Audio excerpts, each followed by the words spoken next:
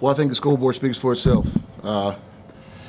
We ran into a dominant football team tonight, so you have to credit Coach Houston and James Madison. They're as good as advertised, probably the best team we're going to play against all year. We had a tough time tackling them on defense. We had a tough time moving the ball on offense, and that translated into the score. Coach, is there a difference between evaluating this team against somebody else as opposed to the defending champs? Do you give yourselves any sort of leeway? No, I mean, you lost a football game. Obviously, you lost a football game to a very talented football team, but you know, you never planned for it to go this bad, and obviously, we didn't play well enough to win the game, and they had a lot to do with it. What did they do specifically in a running game that hurt you guys? They lined up and they ran it down our throats. At the end of the day, you know, they were more physical up front than we were. I think their tempo affected us some, but it's a well-oiled machine, and you know, you have to credit Coach Steinspring and those kids up front. I thought we battled early. You know, we got some stops early.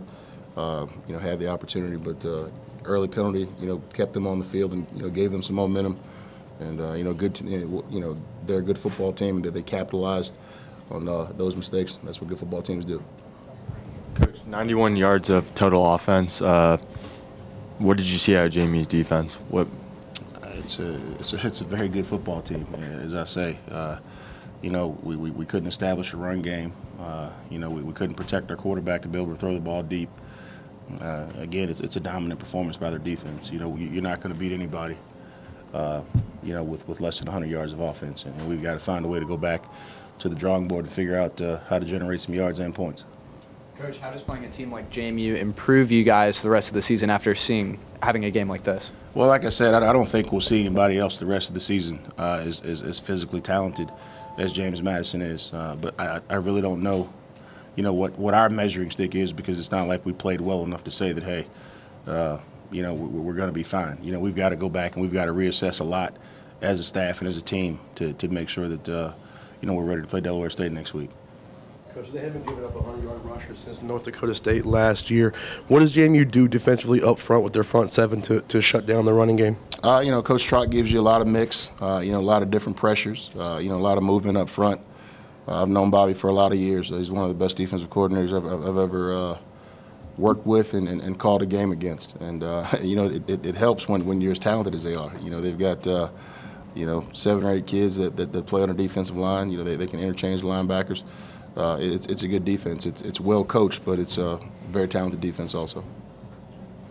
What do you see as if you could pinpoint 1 or 2 things that are really the source of the problems for the offense, because you guys haven't scored a touchdown yet? I wouldn't say it's a problem. We just got to execute. Everybody has to do their 111, and that's just it. Coach, what impact, if any, do you think playing in front of 23,000 people today had? Obviously, it had you know, some impact early. You know, we had a little bit of trouble with the noise, either the first or second series. I think the guys settled down into that. You can simulate it all you want to, as we tried to, but you know, some guys got a little bit jumpy. But you know, I've been on both sides of this crowd, and I know what the crowd can do to people, and it did affect us early in the game. These guys are very fortunate to have the support that they have. What's the mood of the defense when you see your offense struggling so much? Like, what is the mood of you guys? We're not gonna let anybody split us apart. Nari can answer his question, but the mood is the same that it's always been. We're a team, and so the defense is out there to get stops, and the offense has got to generate points. And I'll let you answer Nari's question, but we're not gonna let anybody disparage what our offense is doing. You're not even our defense. So now you can answer the question. But I wanted to make sure that I made that statement also. I mean, at the end of the day, it don't matter. We got to win, no matter who playing good, offense, defense, because you're going to have games the offense play good. You got games the defense play good. At the end of the day, it's all about winning. No stats, no numbers, no nothing. It's either you win or you lose. That's it. Marcus, when you're down so many points and you have the kickoff coming to you, is it just a matter of, you know, what the hell, I'll just go for it? Nah, we always trying to go for it. We're always trying to score just to put points on the board.